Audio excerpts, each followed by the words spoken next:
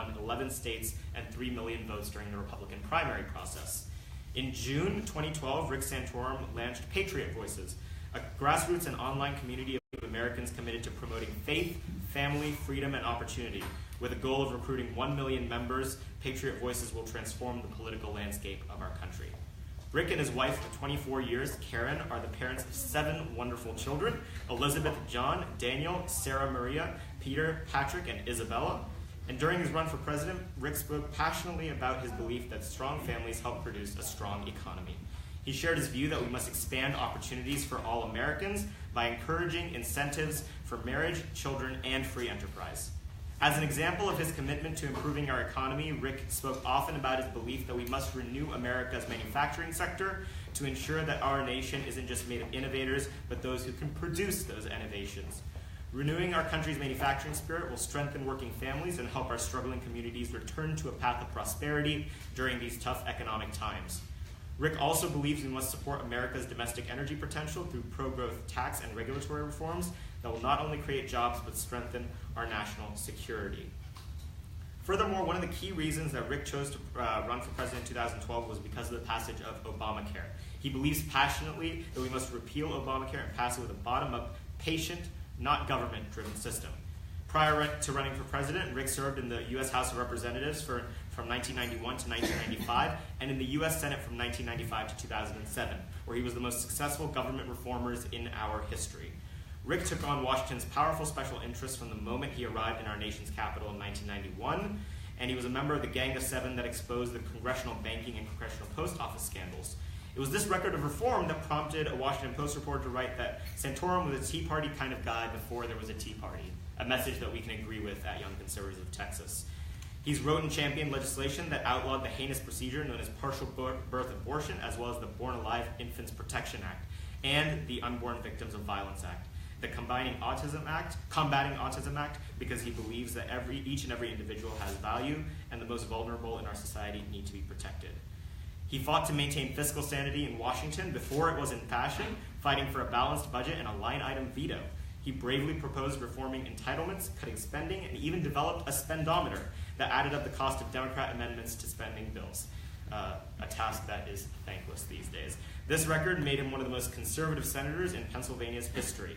He served 8 years in the Senate Armed Services Committee, where he led the fight before the attacks of September 11, 2001, to transform our military from a Cold War force to meet today's threats. He was a leader on U.S.-Israeli relations, authoring both the Syria Accountability Act and the Iran Freedom and Support Act, where he fought successfully to pass in spite of initial opposition by President Bush. An accomplished author, Rick Santorum also penned the 2005 New York Times bestseller, It Takes a Family. Now, the topic of tonight is moral governments. As a morally minded legislator and in a society that has forgotten that government is inherently a moral exercise, we at YCT believe that his message is an important one. Obviously, not every member of YCT agrees with everything Senator Rick Santorum believes in, but as firm free speech advocates, we believe that his message is one that deserves to be out there and, more importantly, should be allowed to be out there. It is now my honor to welcome up Senator Rick Santorum. Please give him a round of applause.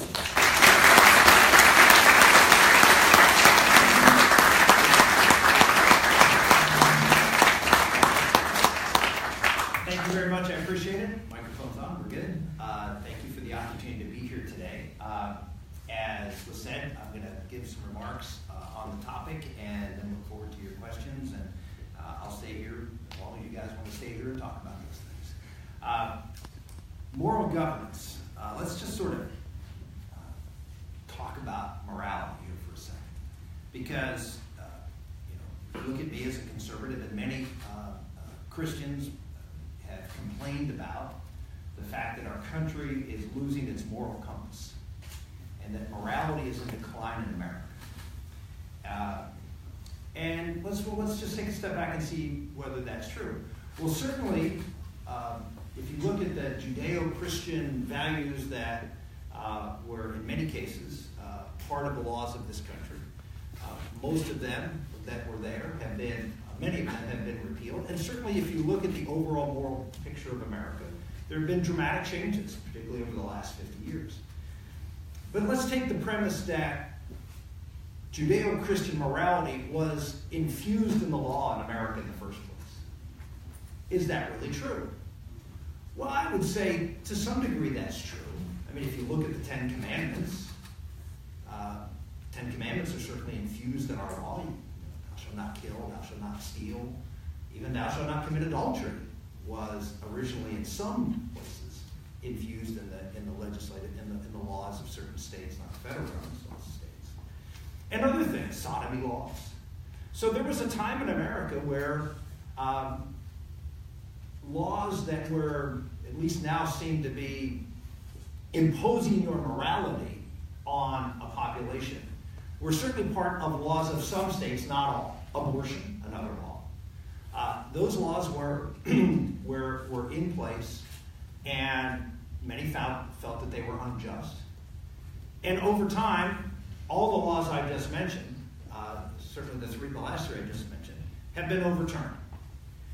Some by courts, others by actions of the people, who just said, you know what, we're not going to do that anymore. And the reason, if you think back, you look back at America, America was founded not as people will say it wasn't a Christian country, it was founded by predominantly Protestants who were either deists or Christians, who did in fact take some of their teachings, biblical teachings, and put them in the law. And they may remain for a while. But over time, most of those purely, I would say, moral issues, particularly around sex and relationships, most of those laws, actually by the time you get to the 1960s, most of those laws are either out of the books or they were not enforced. Like sodomy laws. I mean, you didn't have police running around looking for, not like people got reports and they went around looking for people who committed adultery or sodomy or other things. And most of those laws were taken down because, well, they weren't enforceable. Or society didn't see those as a way of necessarily laying the groundwork for a society that respected the law. So if you think back, even before the sexual revolution, which causes great moral transformation, most of the laws, including abortion laws, if you go back before Roe versus Wade, most states in America had changed their abortion law prior to 1973 when Roe versus Wade went into effect. In fact, in many states, abortion was already legal. So you had this transformation occurring in American society where most of what today people would say of Christians imposing their morality. I don't think anybody sees murder statutes as Christians imposing their morality, right? I think we can all agree with that. But other types of laws that are seemingly offensive to the left today, those laws were in the process of being taken down. And I would say for good reason. Now, not that I believe that adultery is a good thing. I don't. I think adultery, I'm a Catholic, I'm taught very clearly in the Ten Commandments, adultery is a sin. I believe it's a sin. I believe it's wrong. But is it the role of the government to enforce it? Right? That's really the fundamental question here. What is the role of the government in enforcing morality? And I'm asked this question a lot, and the answer I give is, not everything immoral should be illegal. Because there's certain things that the government has no business in getting involved in because it's not essential to the health, stability, and security of the country. That doesn't mean the church shouldn't be involved. That shouldn't mean there shouldn't be other organizations, civic organizations, who are advocating for, less drinking or less drug use or less adultery or whatever the case may be. All those things, I think, are part of the role of our civil society, but it's not. I don't think it's the role of either the state, local, or federal government.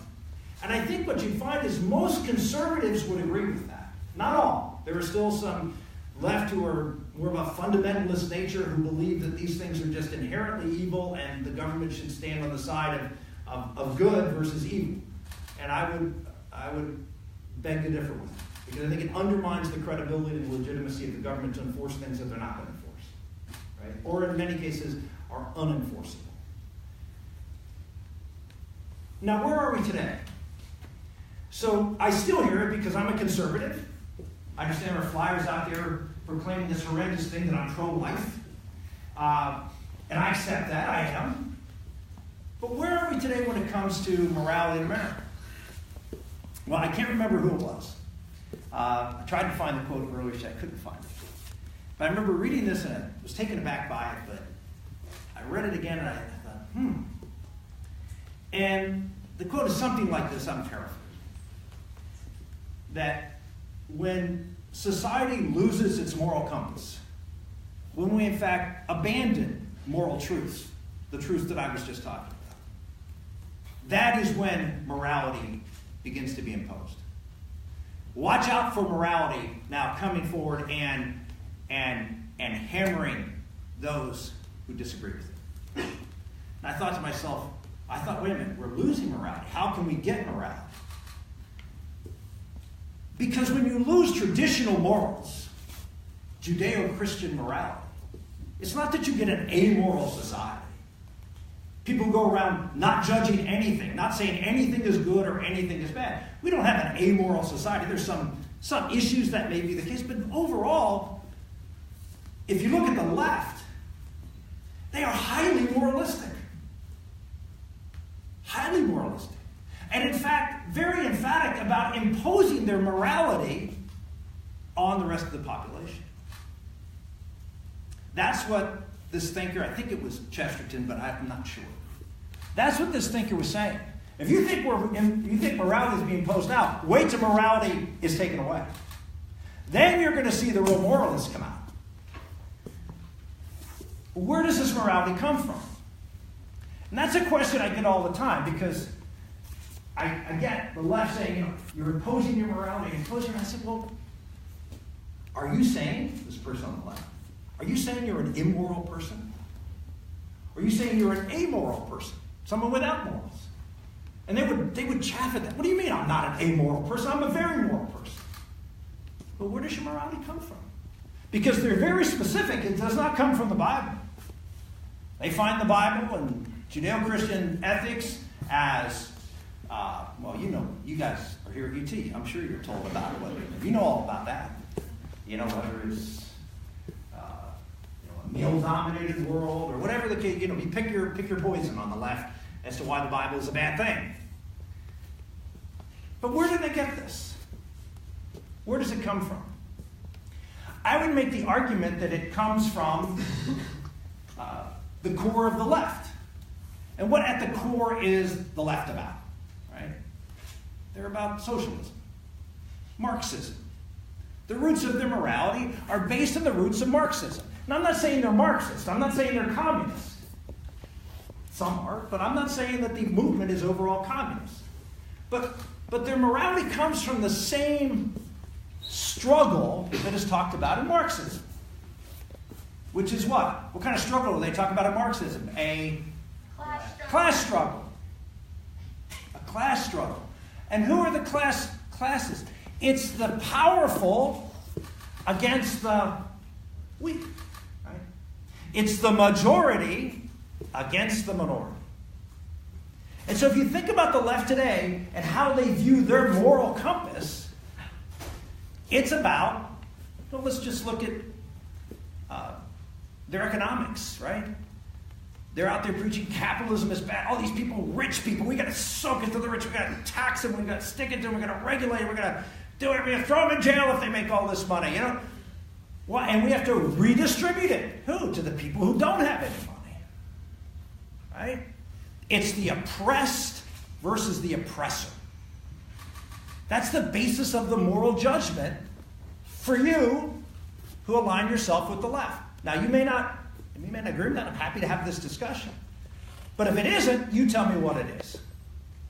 You tell me what your moral justification is for making the decisions you make. I can tell you what mine are. I'm very happy to. But the left always says, you're imposing your morality, you have deeply held religious beliefs, they're dangerous, we don't allow them in the public square, you can't really talk about it because they're offensive. But then you ask, okay, well, what are your judgments based upon? Oh, I'm neutral. Neutral? That means you're an amoral person? Do you accept that? That you have no morality? No, I don't know of anybody in life say, no, I'm not an immoral or amoral person. Where's it come from? Look at race in America today. Race is all about the dominant race, white, and the oppressed, pick your minority. If there was a group called White Lives Matter, can you imagine the outcry? Why? Well, because they're the majority. They're the oppressor. It's okay to single out a particular group because they're oppressed, and it's okay. We can support them. Whether they're right or wrong, whether what they do and believe is good or bad, doesn't matter. Because it's all through the paradigm of class struggle. Right? Transgender rights. LBG2, pick a number, pick a letter, rights. All of them are about the minority, the oppressed, and the oppressor. And it's not just we believe this and we advocate for this, but like the Puritans of their day, we are going to demand you conform. This is what Chesterton, I used him, I'm not sure it's him, who said, if you want to see morality run amok, run afoul, and rear its head to impose its orthodoxy, wait till we get rid of traditional morality. And that's exactly what's happening in America today. It's certainly happening in the bastions of liberalism, where liberals dominate. And where is that? Hollywood. That'd be here. Okay? That'd be here. That'd be in most college campuses, 90% of the college campuses in this country. And you see this reflected in the intolerance for alternative points of view. I'm really happy to see that we have open speech here at UT. This is great. But I can tell you that's not the case in a lot of places. And are you comfortable with that? Those of you who align yourself with the progressive or left or whatever the case, are you comfortable that this is the world that you want to design? That you want to be the Puritans of the day? That you want to impose your morality, such as it is, on the rest of society and not allow, when the decision for the Supreme Court decision came down on gay marriage, a paper in my home state, one of the biggest papers, the Harrisburg Patriot, which is like Austin, Harrisburg's our state capital, not the biggest city in the state. But the state newspaper, just like the paper here, has reach. Why? Because it's the newspaper of the capital. Well, they published an editorial the next day saying, we are no longer going to allow any op-ed, letter to the editor, to be printed in our paper that disagrees with that decision. Why? What do you think they said? How could they do that? Why do you think they said that? Because any such letter would be, what word did they use? Come on. Homophobic. Homophobic? No, that's not the word they use. Hate. It would be hateful. And we don't allow hate. Now, hate, that's sort of a moral term there. Is that morally imposing your views? So when you think about a moral America, don't just think, pilgrims and people sort of saying, oh, you got to do this and you got to do that. Here are the rules of Christianity. You don't apply here. Think of Black Lives Matter. Think of the college groups around here who protest free speech. That's what you have to think about, because that's the moralism that's coming down on America today. And I would make the argument, oddly enough, and this was certainly some people on the right said this, that when conservatives gave up the field and said, you know what, we're no longer going to have these moral laws, we're going to sort of pull back, society was changing and it was inevitable, but many fought, saying, if we don't get out there, we don't stay on the field of play, we don't argue, it's going to flip the other way, and those laws, and everybody thought they were crazy. And here we are. And it's not going to stop. Society doesn't just create a state of homeostasis. Just pass some science labs after We don't stay where we are. Societies evolve. The question is it going to continue to evolve toward this class struggle view of morality? And what's the impact on America going to be? Or are we going to see the pendulum swing back? Now, I got to tell you, if you look at history, given the recent swing and the accelerated pace, it's hard to sort of see it coming to a halt and swinging back. Could happen. I think unlikely. I think it'll at least coast a little while, although you never know, it could pick up speed. Who knows what else we're going to say is moral in America that 50 years ago we would have said is immoral. But I just want you to sort of get your head around the idea of what moral governance is. Because it isn't right-wing government. It isn't Christian or biblical government. All government decisions are moral. Everyone. How much you tax somebody, that's a moral decision. How much of your money should the government take? There's an economic piece of it, for sure, but there's also a moral component. Because you worked for this. You labored for this. Don't you, from a moral standpoint, deserve the fruits of your labor? Anybody disagree that when you work, that you should not enjoy the fruits of your labor when you work? Anybody disagree with that? That's a moral statement. It's not an economic statement. That's a moral statement. So to say how much you take in taxes is a moral component to that. It's not exclusively, but there is a moral component. Right? Where you build your roads. Do you only build them in places where high traffic areas, where there's lots of businesses, or do you also build them in poor rural areas so people have access? That's a moral decision. Right? It's not right to leave these people on dirt roads. Well, that's a moral judgment. So there really is hardly anything. So when you talk about moral governance, I would just say, get rid of the moral. Because governance is a moral exercise. And we are exercising it now in a fundamentally different way than we ever have before. And that is causing, as you can imagine, because of the dramatic shift that we've seen in a short period of time, a great division in this country. People say all the time, well, why can't the two sides get along? Just work things out. I started in politics back before all of you were born. I was elected at the age of 32 in 1990. And even then, the country was partisan. There was definitely a partisan divide in this country. But most Americans had a general consensus as to what they thought was a good America. I think that's different now. Because we have such different moral constructs, and that they are laid out bare, unlike before where they were sort of notionally held but not really advocated in a way, we have this great divide on all these moral issues. And it's between, I would argue, socialism / Marxist view of morality and a Judeo-Christian view of morality. And it plays out throughout the entire. Now, there aren't people who have Marxist morality. I mean, you could have someone who's oppressed versus the oppressor, and you may be pro-life. Okay? So it's not everybody lines up 100% in every camp, right? That's the opportunity, is that people have inconsistent moral views. Go figure.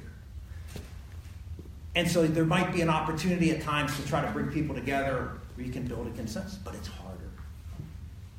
It's harder. And as a result of that, you have a challenge before you. Either the country continues to move down this path, your generation, I don't know, I guess, most of you millennials, or are you sort of in the next generation? You're sort of on the border of millennial and whatever. What's the Gen Z.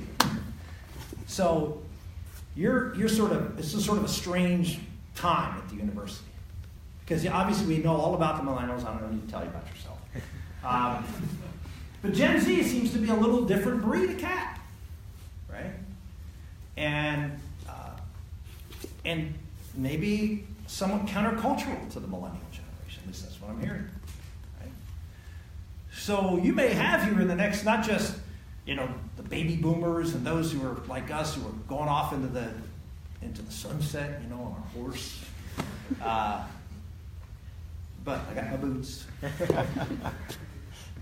But even within your own young people, young people have uniformly sort of been on the cutting edge for the last 40, 50 years of moving social change. But have we reached a point where, hey, maybe we've gone a little too hard? Maybe this doesn't make a lot of sense. Maybe all this rational reason that is absent from the debate needs to be reinfused into the debate. So it's going to be an interesting time. But I just think we can have a much more fruitful discussion here at UT, or frankly anywhere, if we're honest about where we come from. Okay? If we're honest about who we are, why we think the way we think, and understand how other people can think differently, and they're not bad people. They don't want you to die. They don't want you to be in pain. They don't hate you. But they just see the world differently than you do. And you may disagree with them. You may think it's wrong. You may think it's the wrong way to view the world. But it needs to be respected. And it needs to be heard. Right? It needs to be heard. And that's the beginning of a way forward. Is that it needs to be respected and heard. And, try this word on, folks on the left, tolerated. I hear this word all the time. I'm intolerant. But let's really think about who's intolerant. When a speaker from the left comes on, when Cecile Richards comes on campus, are there people chanting and screaming and trying to throw her out and turning their back? And no. But routinely, when conservatives come on campus, that happens. Who's the tolerant one? Well, but they're haters. Who's the hateful one? It just takes some time to step back and think about this one word, and I'll end with this, I'll take your questions, and that's respect. Right? That's a universal virtue. People on the right and people on the left sort of all can say, yes, we should respect other people. Right? That's the whole book. You've got to respect other people. That means you have to respect everything about that person. Not just that they're a person, but they have beliefs different than you, they have practices different than you, they have wants and desires and dreams different than you, and they have a right to go out and advocate for those things, even though you might see it as a microaggression. Okay? That's important to understand. And by the way, why do millions of people every year come to America? Because up until recently, that's how America worked. And that's why we were so successful. I always say this. What is the purpose of a constitution? What is the purpose of a government? You can say, well, to order society, all that. Yes, true. Why? That's what a constitution does. It orders the government and creates a structure and how to governance and all these things. But what's the purpose? Ultimately, what is the purpose of government and this structure?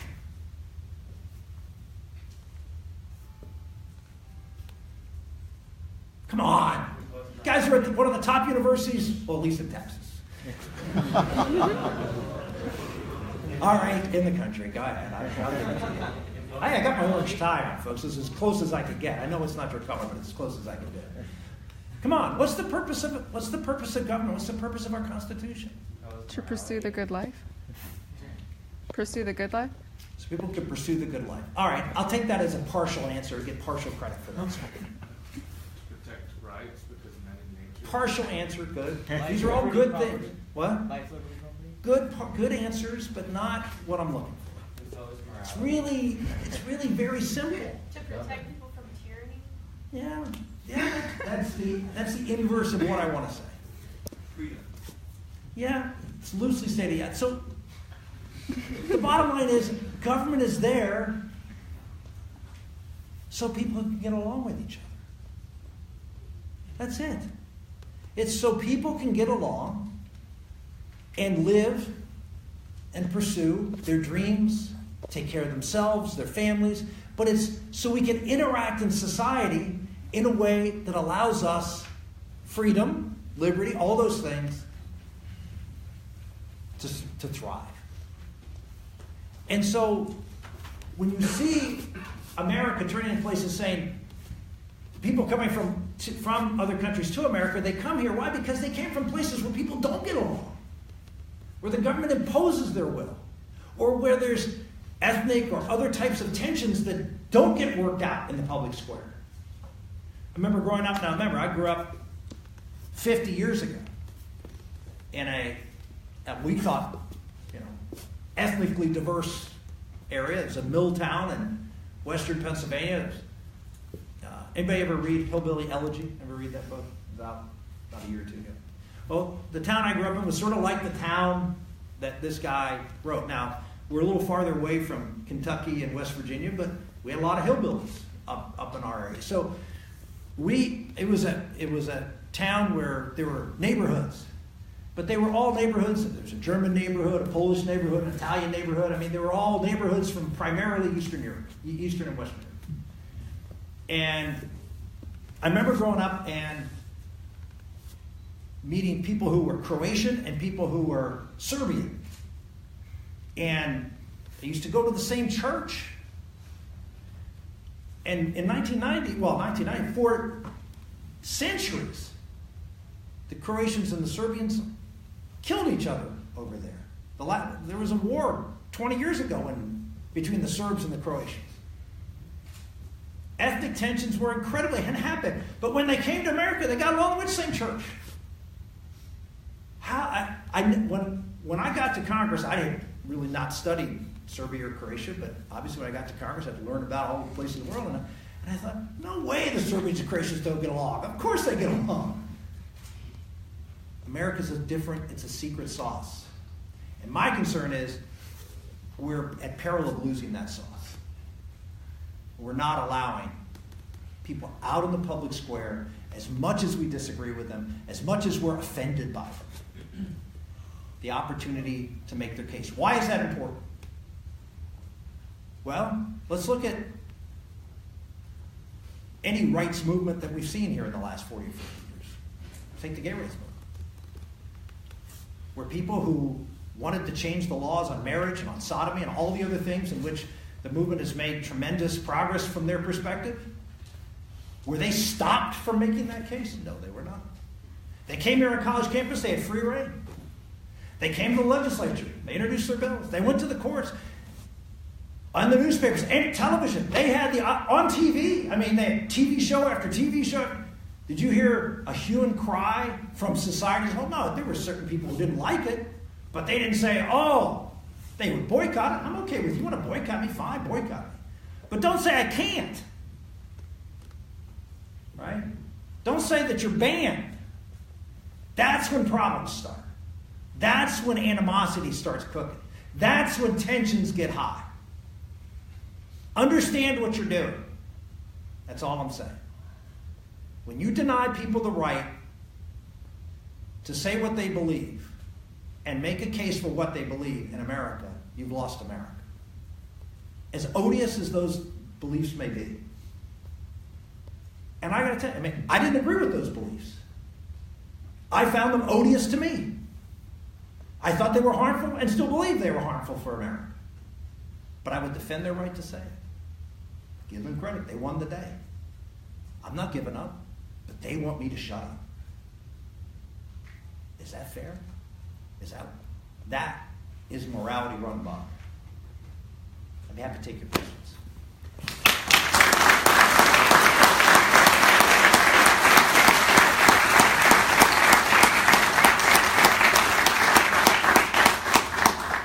All right, everyone. So if you just want to move into two lines on either side of here, because the room's small enough one-on-ones, we don't necessarily need the mics to be out there. So just speak up, make sure everyone can hear you, and I think we'll take questions for about half an hour to 45 minutes or so. All right.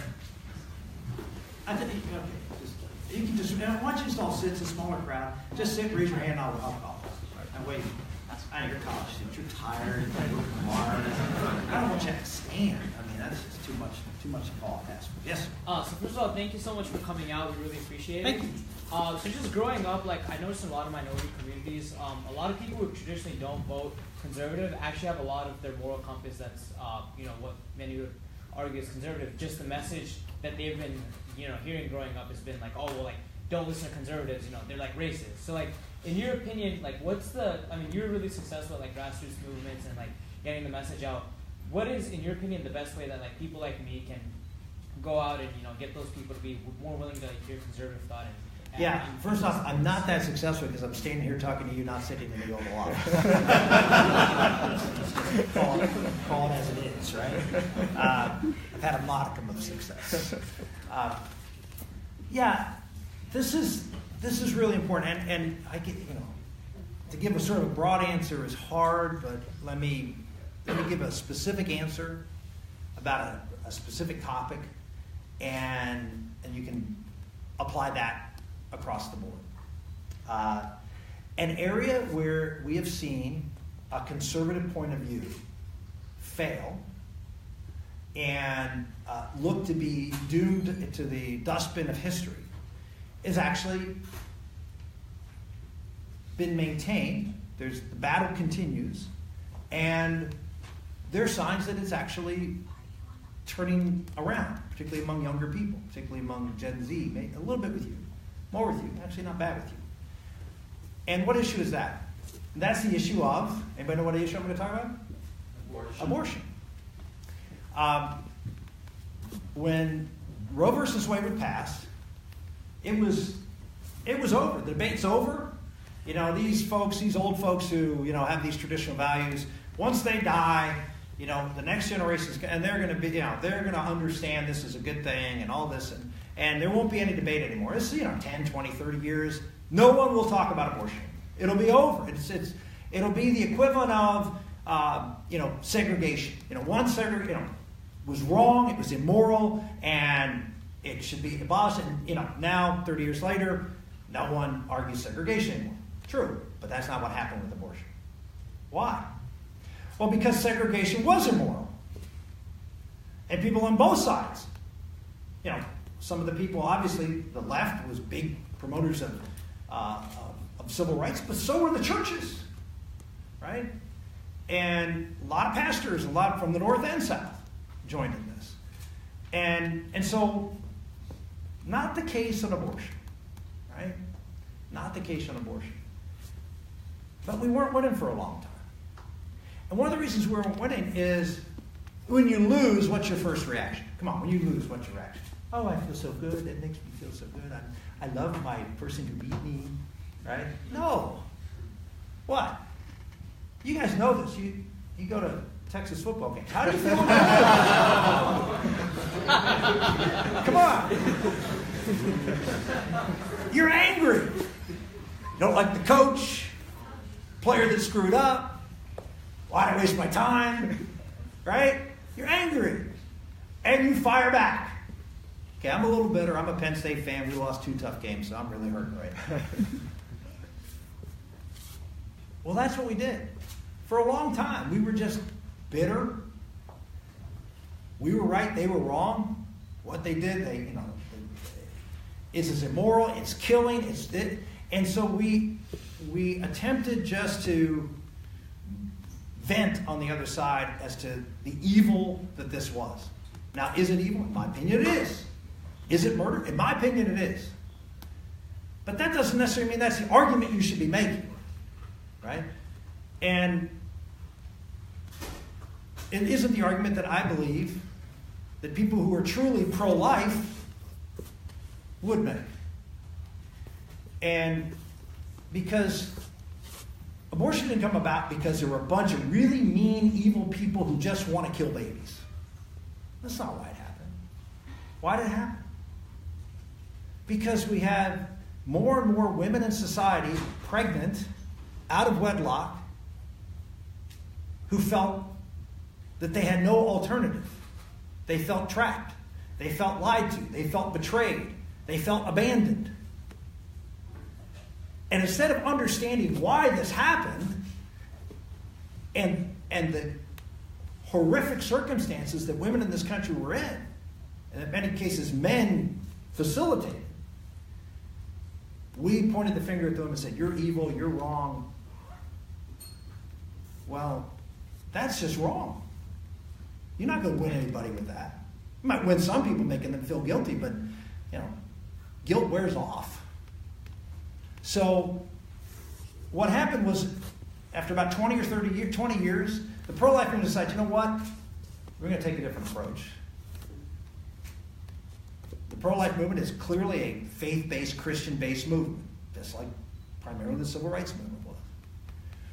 And they decided, you know what? Why don't we use what we believe on Sunday the rest of the week, which is let's show God's love to everybody.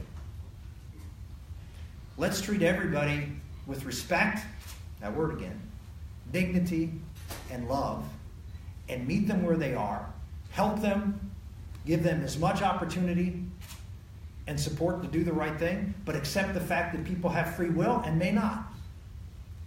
And thus bore a movement called the Crisis Pregnancy Center movement, of which there are now hundreds and hundreds and hundreds all over the country. Hundreds of thousands of children over the last 30 years have been born. I guarantee you somebody in this room, guarantee, someone in this room, whose mother was contemplating abortion and went to a crisis pregnancy center and didn't have an abortion because of that. I guarantee you. Now, that movement has been powerful. Why? Because it changed the face of what the pro-life movement was about. They're no longer mountaintop moralizers condemning women, but they're in fact good, quote, Christians, believers, who are out there meeting the need from a fallen and broken world that results in a lot of bad choices. And we understand that the consequences are huge. And I think that is one of the reasons we've seen a change, because we've seen a change of tone. We've seen not just, we're right. I can make the arguments right here. I'll argue with anybody on the issue of abortion. Anybody. To whether abortion is moral or not. I mean, what is abortion? Abortion is the taking of a human life. Now you can say, well, that's not true. Well, no, it is true. And I'll say this, you're entitled to your opinion, you're not entitled to your facts. The fact, at the moment of conception, what happens at the moment of conception? Come on, you guys have taken biology. Unique human DNA. You have a unique human DNA, unlike any other in the history of the world, since or to be. It's a unique human DNA. Therefore, it is genetically what? Human. Anybody disagree with that? You disagree with that? Okay. Again, you're entitled to your opinions. You're not entitled. That's a scientific, biological, irrefutable fact. I can go into lab and make a piece of You can. Is that human life? If it is a union of a egg and a sperm, yes, it is. So you're saying it's the context around that DNA? No, it's not the context around the DNA. It is. You can have a piece of tissue, but that is not a human life created by the union of an egg and a sperm. Okay. But that doesn't have any concrete foundation for like scientific concrete. It doesn't. definition. So what happens to that piece of tissue that you create in the lab if you nurture it and grow it? What happens? I mean, it depends on its. Okay, well, just pick whatever. Yeah. Would it grow into a human being? No. No. Okay. Well, if you join an egg and a sperm together, that will grow into a human being. So that's fundamentally different, isn't it? Yes. I mean, So the second question is it alive?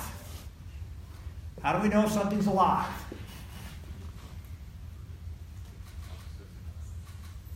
It metabolizes, right? If something is metabolizing, it's alive. So, when that egg and the sperm are used and that zygote is created, is it alive? Yes. So it's human and alive. Would it be unfair to call that a human life? No, it wouldn't be, because that's what it is. If you go to any biological textbook anywhere written in the world, they will define human life just as I did.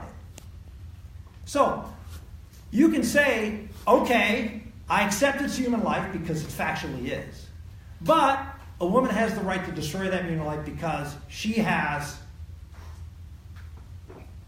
the power, because it's hers. Right? Now, if you want to make that claim, fine, make that claim. But you can't make the claim that abortion isn't taking a human life. Right? But you can make that decision all day long. You can make that discussion all day long, and people are going to walk out on you. Right? Thank you for the timing on that.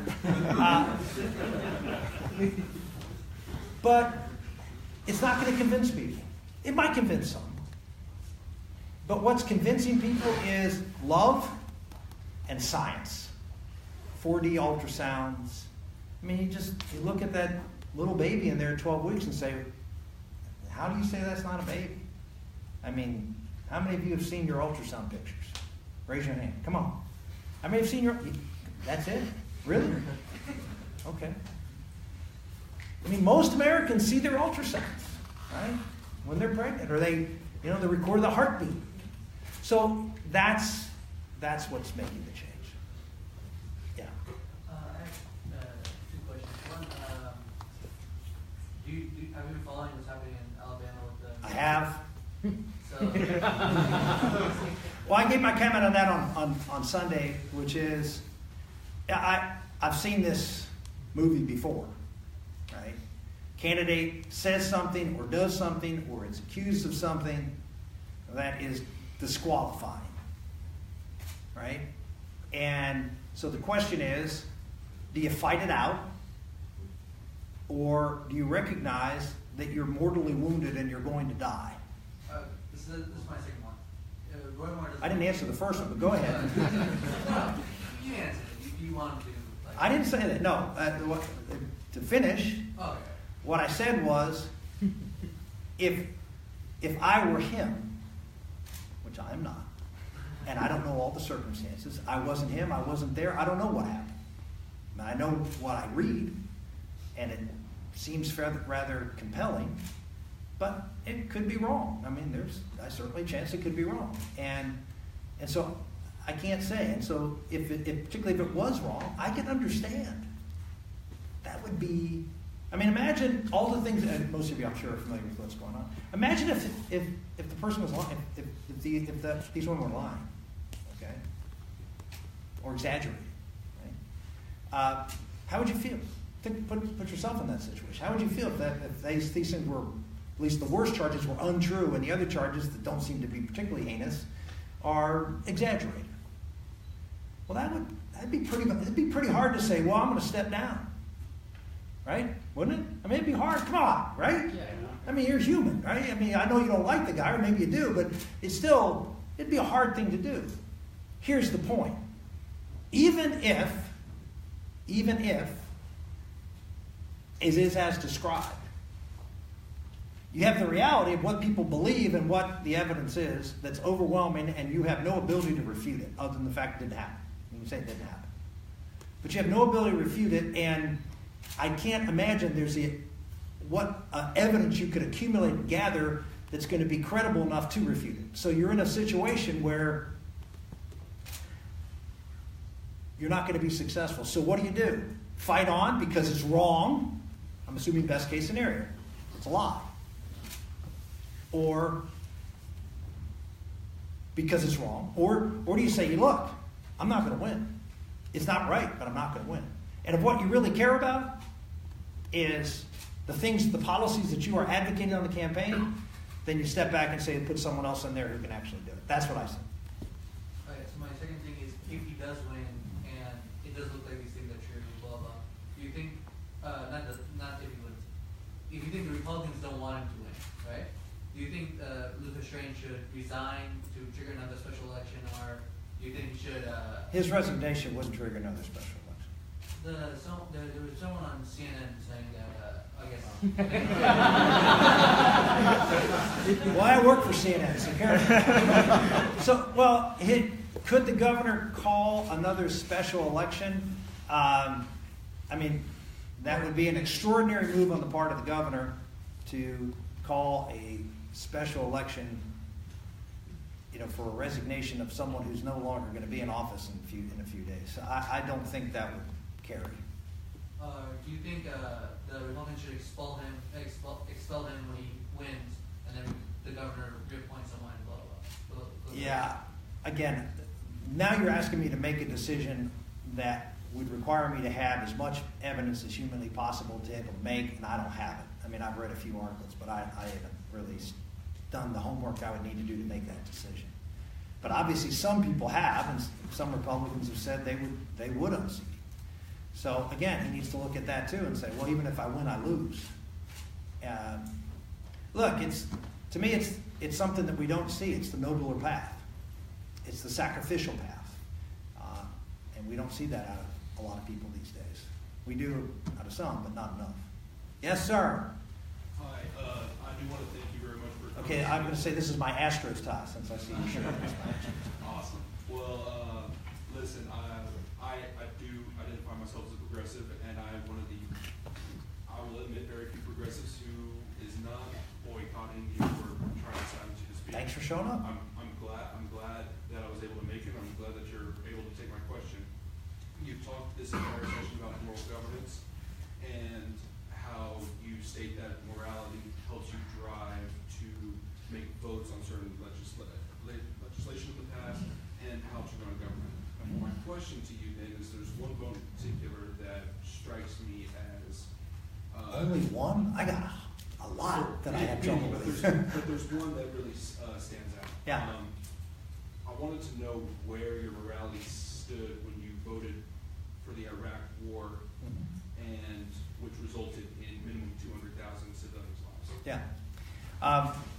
Let's go back to a time, again, I guess all of you were probably born at the time of the Iraq War, but some of you were not very old.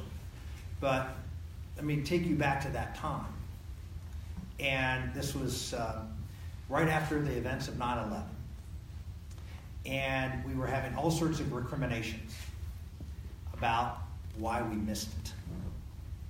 See, again, all of you are young. You weren't there. You weren't in that time. It's so much of history is context. What was going on? How could they have possibly made this decision?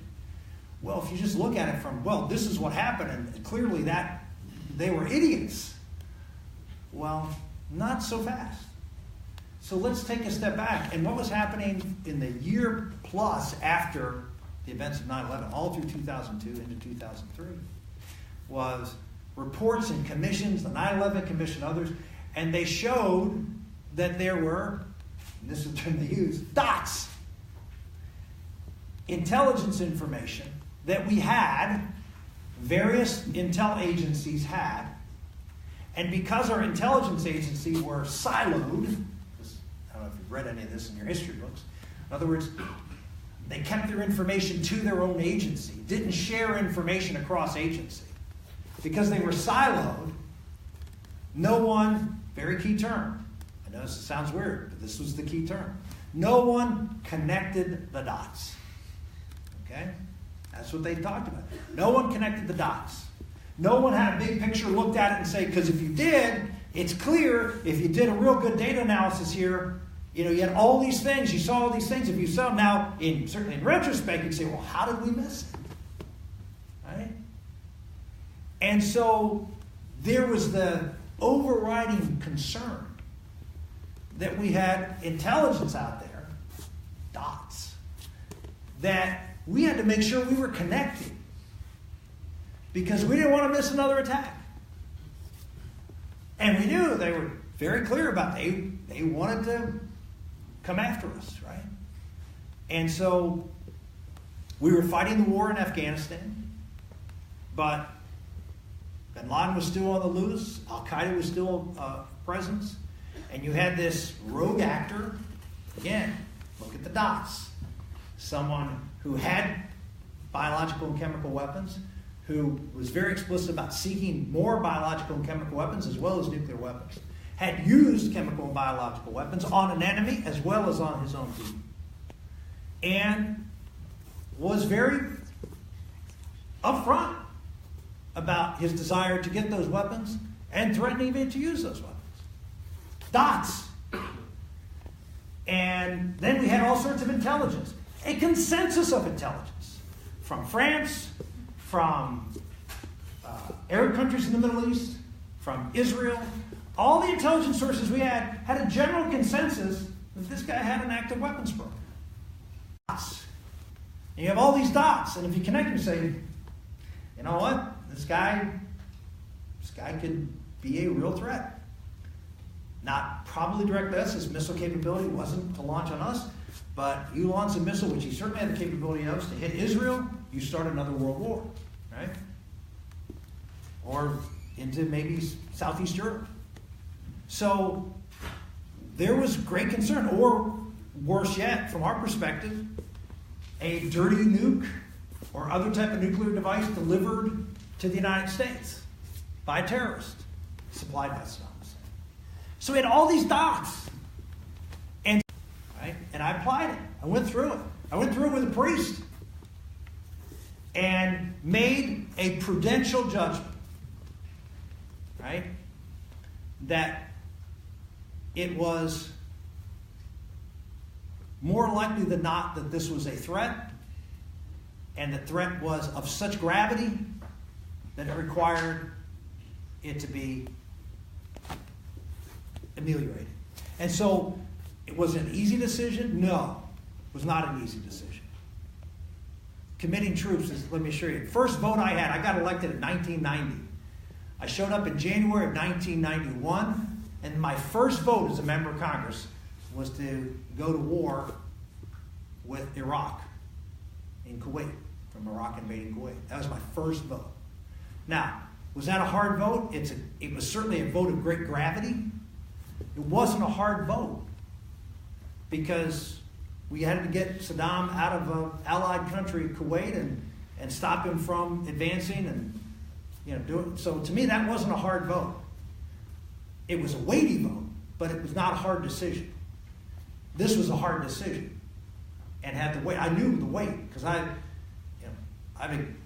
we were in Afghanistan and our troops were getting killed. We knew what we were fighting. So I think it's difficult for everybody to understand what the process you're going through, but I can live with that vote. Was it, if I had to do it again, knowing what I knew, would I do it differently? Sure I would. But how many passes would your quarterback have thrown into the enemy's arms had they known the play beforehand? Had they knew what the guy was going to do beforehand? Well, that's easy.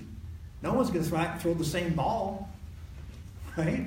Well, I don't know, maybe your quarterback, but most quarterbacks. All right? That's the point. Yes?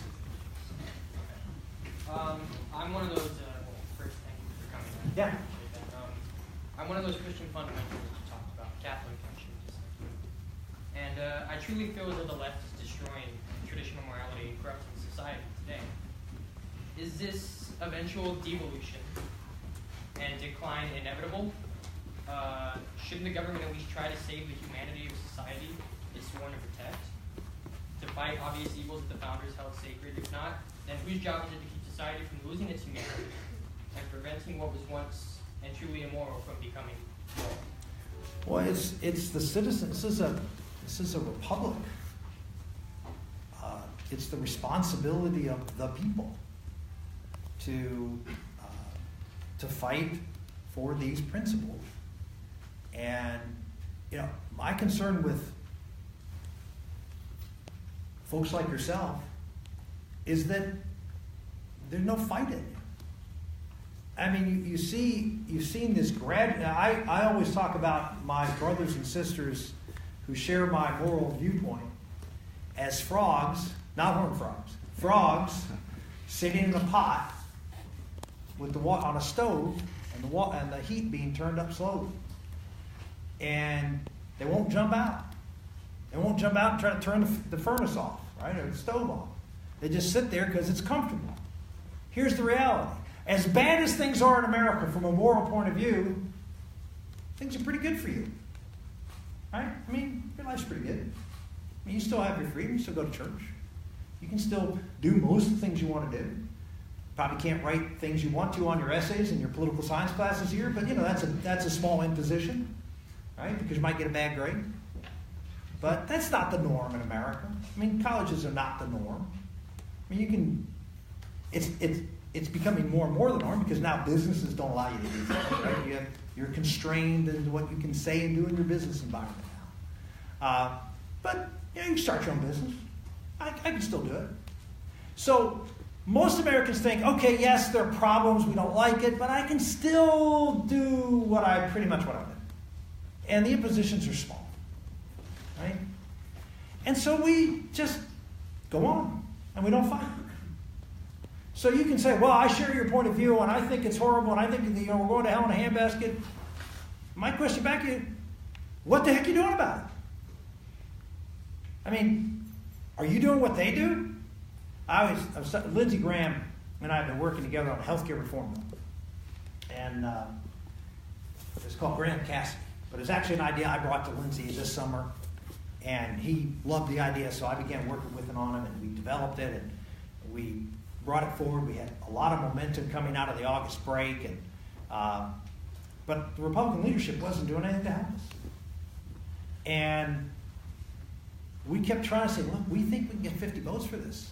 I mean, we think we're at 47, 48 votes, which you got 43 for your bill, Mitch. I mean, we can do better, right? And he was, no, well, you can't do it. I mean, he wasn't saying no. He just says, well, give me 50 votes and I'll help you. Well, if you don't help me, I can't get 50 votes. I mean, that's the answer. But the point is, the line that got Mitch McConnell is that Lindsey Graham got up at one of these conferences and said, I would hope that my leader would do as much to defeat Obamacare as Harry Reid did to pass it. And that is not give up. They didn't give up. They kept at it until they got it. And we tried once and gave up. But this is typical of our movement. We lost a court case on you pick an issue, and what do? We give up. If the left loses a court case, what do? They refile another case. They protest. They act up and act out. They fight. They have all the passion on their side. We're complacent. And so I appreciate people coming here and saying, I'm this. Great. Prove it. Because the other side does. The other side's hungry. The other side wants change. And they're making changes. And it's going to, in my opinion, going to be incredibly damaging. It has been damaging and will be even more damaging. Not everything they do, but the vast majority of what they're doing is going to be incredibly damaging. And I can go through the details as to why that is. But probably you folks here at UT, you're going to probably have less fallout. Because you're up here. You're the elites. And the fallout is always on the folks at the bottom of the strata. They're the ones who pay the price. They pay the price for everything. And that's why they're ticked off. Because all the things that were done to, quote, help them. Anybody ever read the book, what was Amity Schleier's, what was The Forgotten Man? Anybody read The Forgotten Man? A couple of them. And it's the classic thing where you talk, and I'm getting this wrong.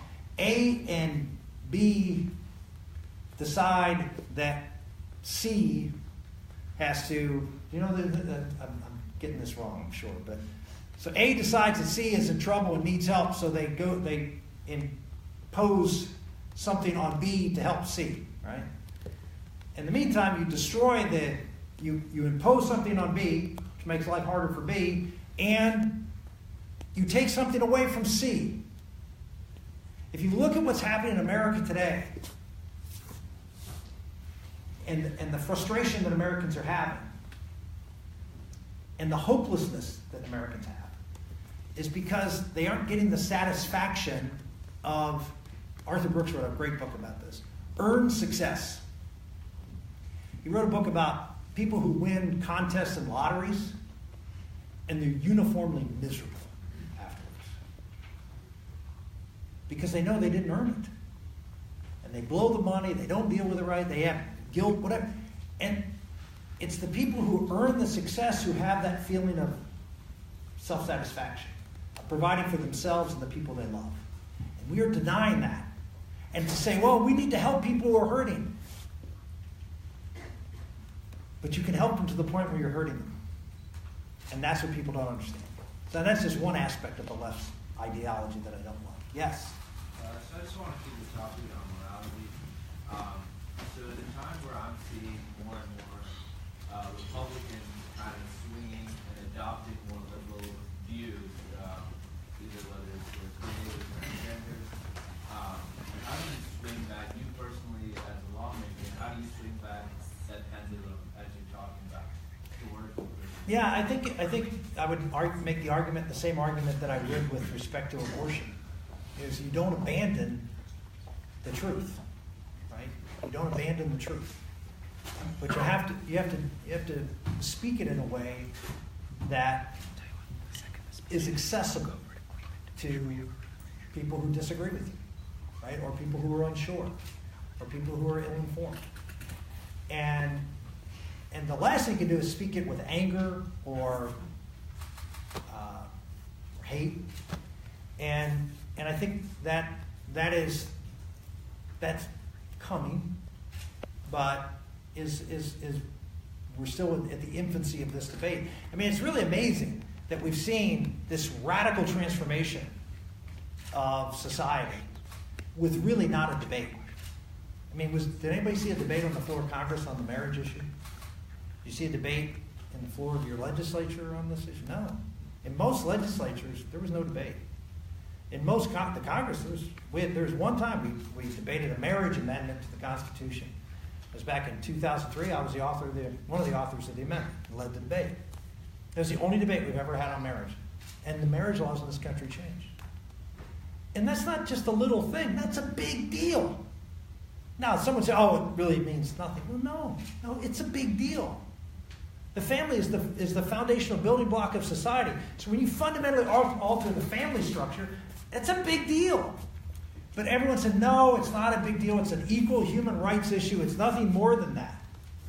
And it can be. I can understand how people would see it that way.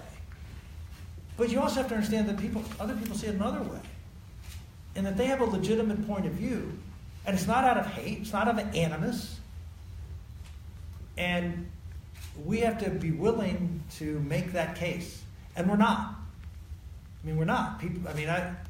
Because anybody who does make that case is vilified in the media. Vilified basically anywhere. I mean, you're a deplorable person. I remember I was at Princeton a few months ago. Had a woman come up at the Q&A session. She rushed to be at the front of the line. And she announced that she was the daughter of lesbian parents. And that, quote, I have hated you all my life. That's what she said. Hated you all my life. Said, and I thought about you all my life, and I've hated you. And my family hates you. And I just want you to know that, you've hurt me and you made my life, she went on. And my reaction, I felt so bad for her. I don't hate her. Why would I hate her? Why would I hate her moms? Why? But people don't have the ability in the world today to be able to separate a discussion about what is right for society and what their own personal situation is. Anybody who disagrees with marriage policy in America today, and unfortunately the Supreme Court pretty much said it, that the only reason people can disagree with this is because of animus. That was a very damning thing for the court to say, because it's not true. But that's how some people feel. That the only reason you can feel this is because you hate me. I mean, I'm not allowed to hate people. That's sinful activity on my part. That's not, I mean, that disqualifies me.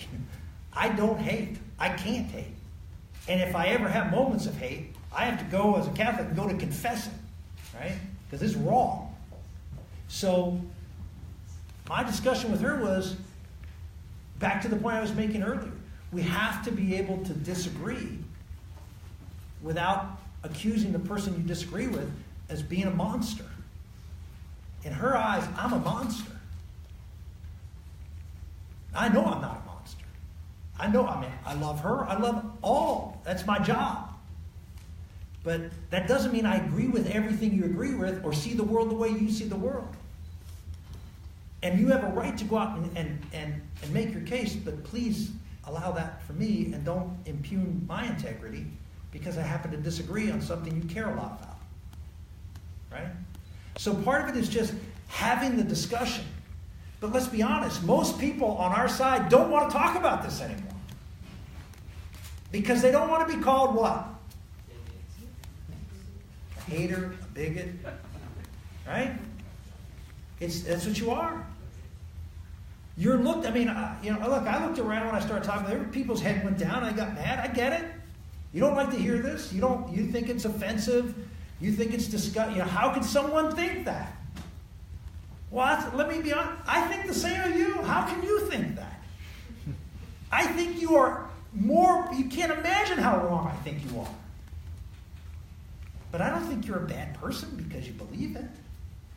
I think you honestly believe it for whatever reasons you have. There's a variety of different reasons to believe these things.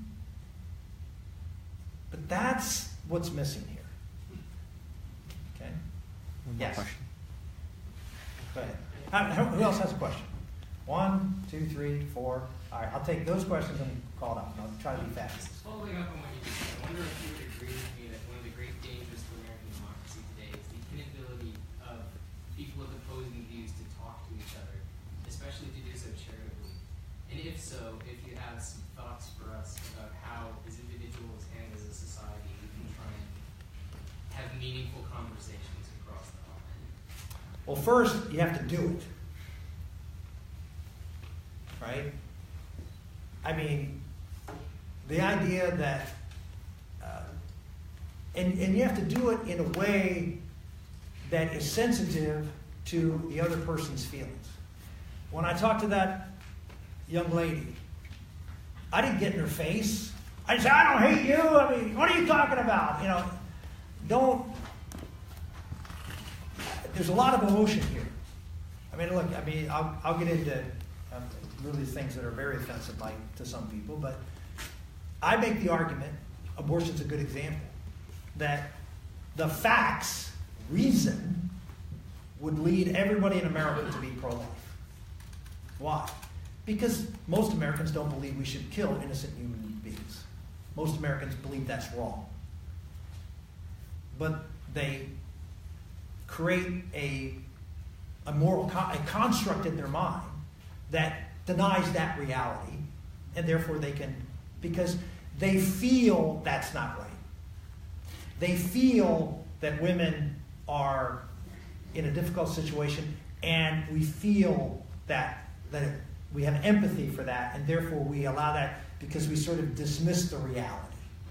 It's a fantasy, okay? Now, that's offensive to some people when I say that, so I wouldn't lead with that. But my point is, you're dealing with, in many cases on many of these issues, feelings as opposed to reason. And so you can't confront people who get to their opinion through feeling and try to reason with them. Does that make sense? Many people in America have lost the ability to reason because they're not taught it anymore. I mean, we have way too many schools and higher education institutions who've abandoned reason. And it's all about how you feel. Right? I mean, all this microaggression. I can't go to my Thanksgiving dinner because, I'm going to be upset about my cousin who voted for Donald Trump. Really? No, it happened. Come on, you know what happened. So you have people who are just driven by emotion, not driven by reason. And so if you're someone who is driven by reason, and a lot of folks who are conservative are in fact driven that way, then you have to understand their position. You have to get into their idea. Why are they feeling that? And how can you, in an emotional sense, identify with them? And from an emotional point of view, one of the things that's been most successful in getting people who are pro-choice to vote for pro-life bills is what? Fetal pain. Those things have passed with strong bipartisan support in legislatures all over the country. Why? Because the baby feels pain. Well, who's going to vote to kill a baby that you know is feeling pain? Even folks on the left will say, no, that's not right. I mean, because she feels. Right? So you have to get into the mind, but you have to do it. Right? And like I said, we've abandoned the field. Yes, in the back. Yes, so you've been invoking this argument. Can you talk a little louder? Sure, Thanks. sorry. So you've been invoking an argument about bringing reason as opposed to feelings towards politics, and even to abortion issues, such as when scientifically a life may begin. I'm just wondering why you're so adverse to applying that same standard to issues like climate change, where there's a 98% consensus among scientists that climate change is real and man-made. Yeah, I agree the climate is changing. I don't know of too many people out there who don't agree that the climate is changing. At the same time, I don't know of any period of time since we've recorded it that the climate didn't change. There's been any time where the climate hasn't changed. Of course, the climate's constantly changing, right? There are all sorts of factors why. And so the question is not whether the climate is changing. Clearly, discernibly change. The question is, are the prognostications of some, not all, but some climate scientists, ones that, and the reasons for those prognostications, are they valid? And I think there's room for debate there. I mean, if you just think about it, how many factors go into the science of climate, what the climate's going to look like? Well, yeah, CO2 is certainly one of them. Carbon dioxide is certainly a factor in climate. But so is levels of other gases. So is moisture level, cloud cover, ocean currents. I mean, if you talk to any scientist, they will tell you a climate model has a multitude of factors, dozens and maybe 100. And so when someone says to me, we can say with 100% certainty, any scientist says we can say with 100% certainty on the weather. I mean, think about that, folks. 100% certainty on the weather. I mean, they can't predict what's going to happen 2 hours from now with 100% certainty. And so that 100 years from now, this is going to happen.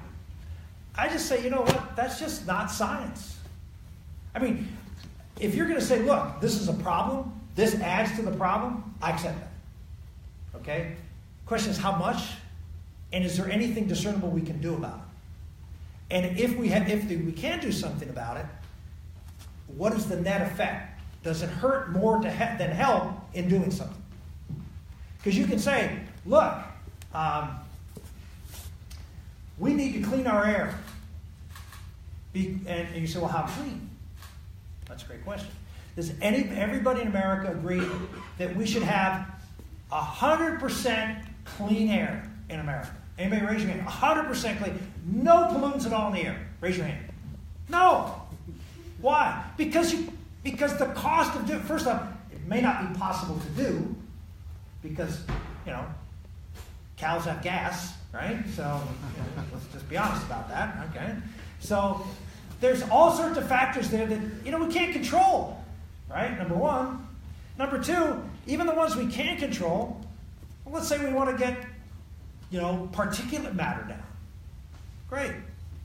To zero. Well, first off, there's dust storms, other things, volcanoes, all the sorts of things that happen that put particulate matter in the air, which we can't stop. But we could try. We could go out and water the desert, right? Or try to do something to disrupt volcanoes. And we could shut down every power plant in America.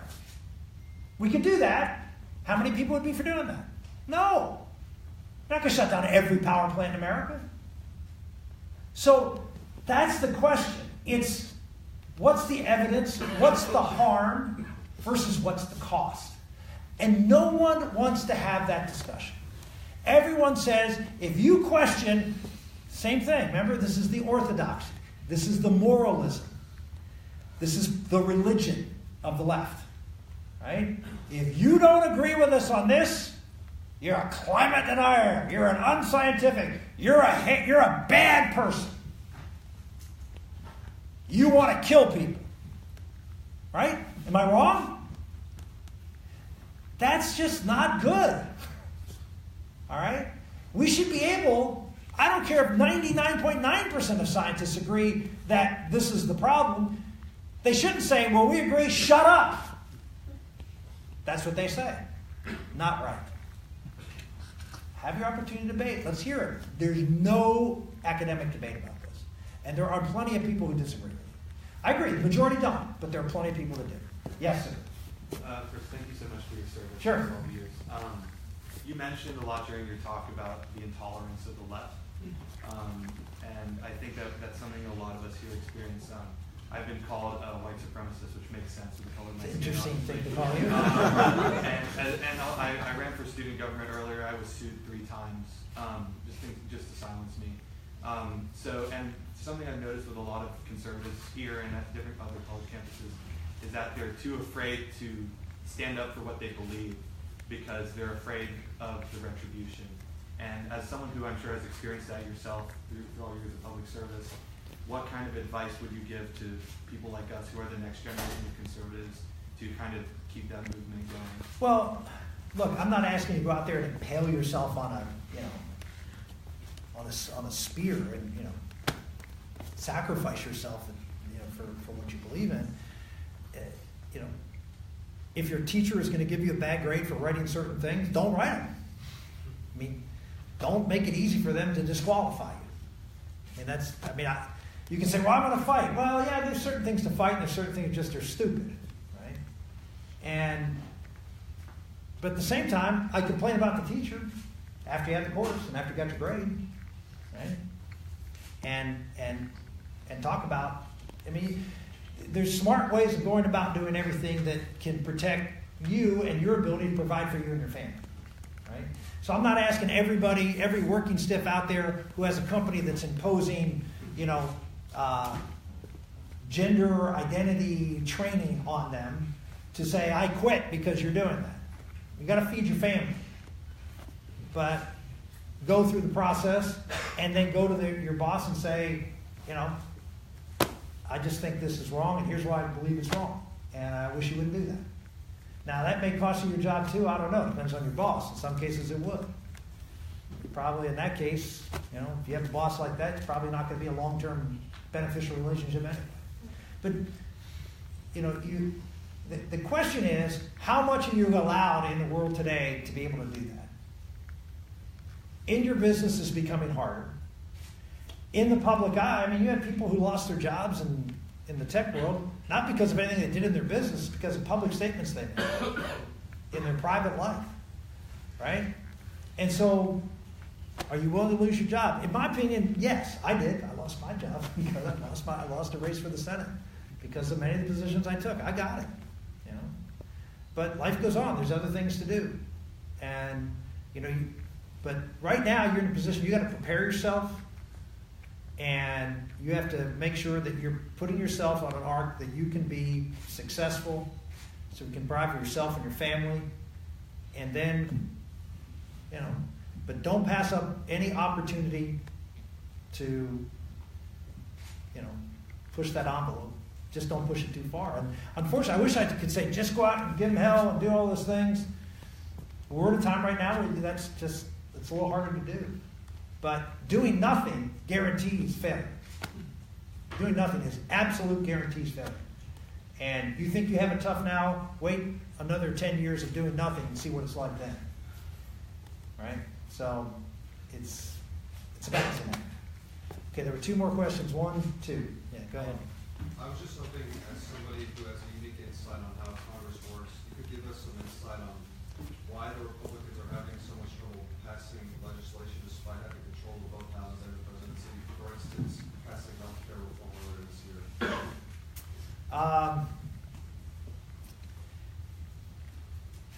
Candidly, poor leadership. In the presidency or in Congress as well? Yes.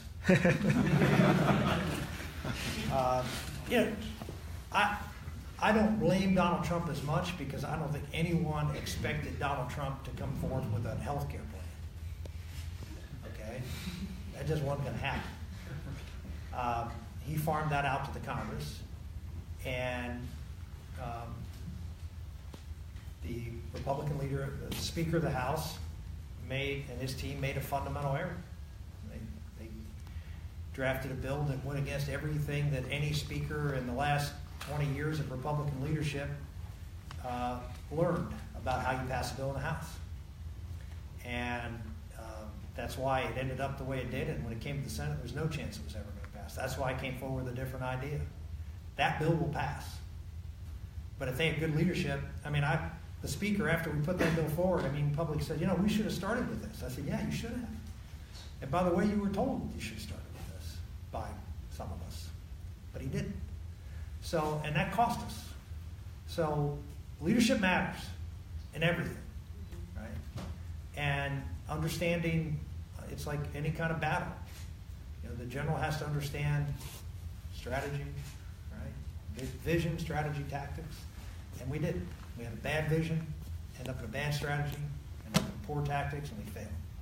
So we're working right now, continue to work right now to put together a reiteration of Graham Cassidy for the spring of next year. And I'm hopeful that we can get it. Why is it tough? Because we have very narrow margins in the Senate. And unlike Democrats who tend to vote, like lemmings, nobody dissents ever. Then Republicans are, we're much too sophisticated to go along with that. So we have our own ideas, and we do this and that. And so I always say it's really interesting. You talk about the Democratic Party and the Republican Party, which is the Big Tent party. Clearly the Republican Party is the Big Tent party. There's diversity, of thought within the Republican. There isn't within the Democratic Party. There's none. There's hegemony. It's demanded. Which again goes to the point I was making before, which is the orthodoxy that they insist upon. Is there ever a chance that a Democrat is going to run for president of America who doesn't believe in a single payer health care system? No. That's now they've crossed that Rubicon. They're there. No one's going to dissent. They do, they'll lose. They'll be a minority. Any Democrats can run who's not pro-life, pro-choice? No. We've had Republicans, even in the last election, who was not pro-life. So this is the difference. The Republicans sort of catch everything that the Democrats' silos that they have fall. And so we have diversity, and it makes it harder to govern. Particularly if you have bad leadership and you have a president who can't deliver a message for more than 20 minutes at a time because he's off on something else. We're going to talk about tax reform for the next tweet, and then I'm going to talk about something else, right? We can't stay on message, can't drive a message. The White House that's what the White House does. It controls the airwaves. It controls the messaging. And this president, gets up. What did he say today? Right? That's what happens every day. So you can't drive message. So it makes it hard. Both sides are to blame. More the Congress than the president. I didn't expect the president to be able, but I expected the Congress to be able to deliver something. Last question. A lot of people were surprised last year when Trump won Pennsylvania, despite the fact that it had actually been trending Republican down ballot for a while. What do you think is going to happen in Pennsylvania over the next few cycles, generally, and specifically, what do you think happens with your old Senate seat next year? Yeah, I wrote a book 2014. I'm sure all of you read it, right? Any of you read it? No? It's on the Christmas list? Good. You get them for like 35 cents on Amazon. It's a great Christmas gift because it retails for like 20 bucks, so it looks like you spent a lot of money. It's called Blue Collar Conservative. When I ran in 2012, a couple corrections to the bio, sorry. My wife and I have been married 27 years, not 24, so you got to know the bio. I had 4 million votes in 2012, won 11 states, and came very close to defeating Mitt Romney. And did so with a tenth of the money, if that he had. And no national support from the Republican Party.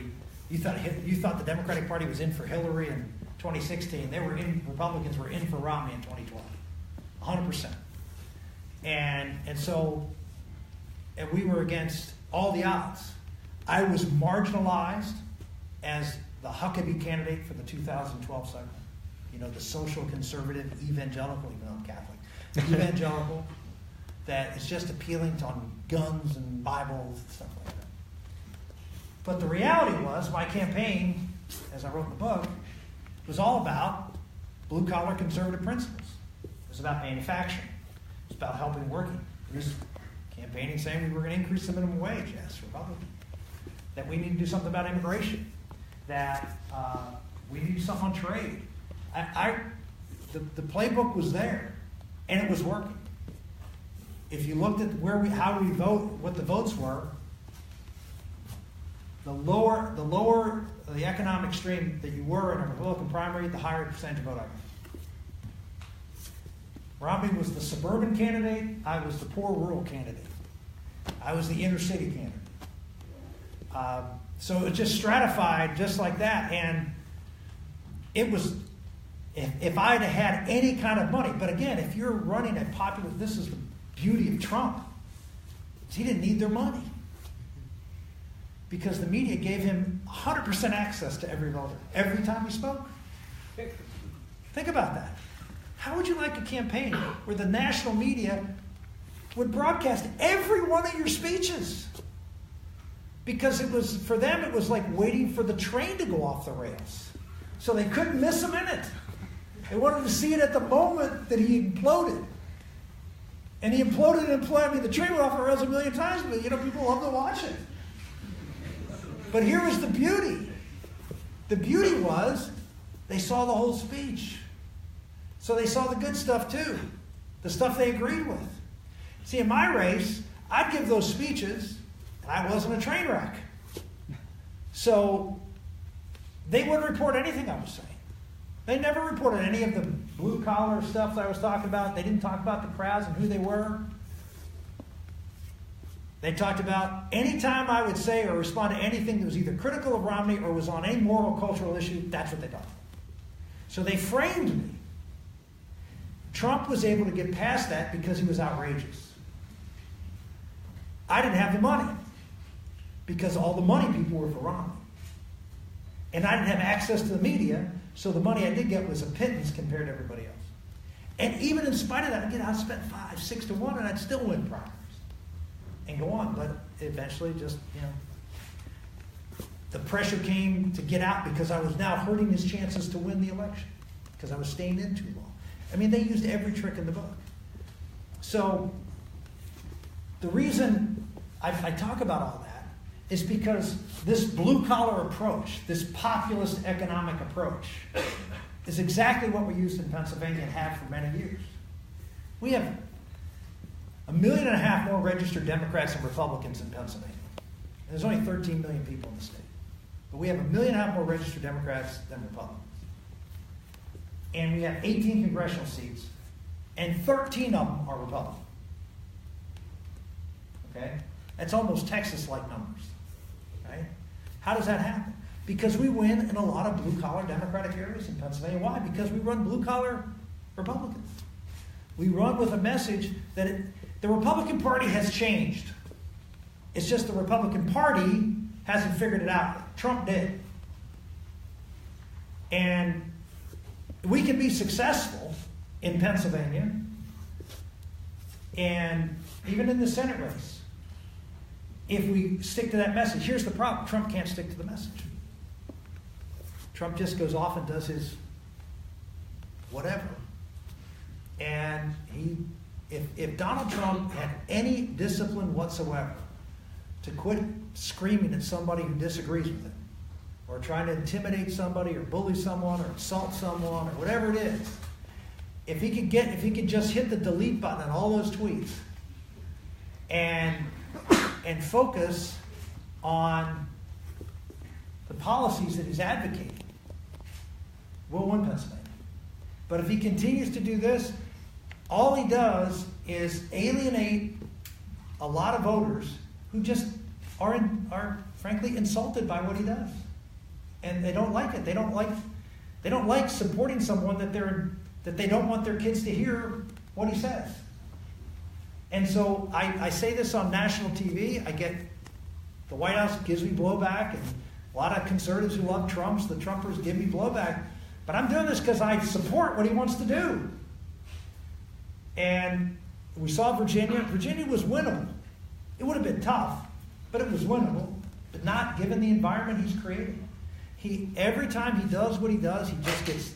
It's like fingernails on a chalkboard. Let me show you what that's like. That's what it's like to the other side. And they just get energized and they come out. And our people are like, oh, I wish he would not say that. How many times have you said that? Raise your hand. Come on. Right? And you support him, right? But yet, well, I'm saying for those of you who do support him, even if you support him, you say, I wish he wouldn't say that. But that's the problem. So right now, if I would say the election, we're going to lose. We got to pass a tax bill, pass a health care bill, and we hope he behaves himself a little bit, and then we have a chance. Okay? Let me thank you all very much for your time.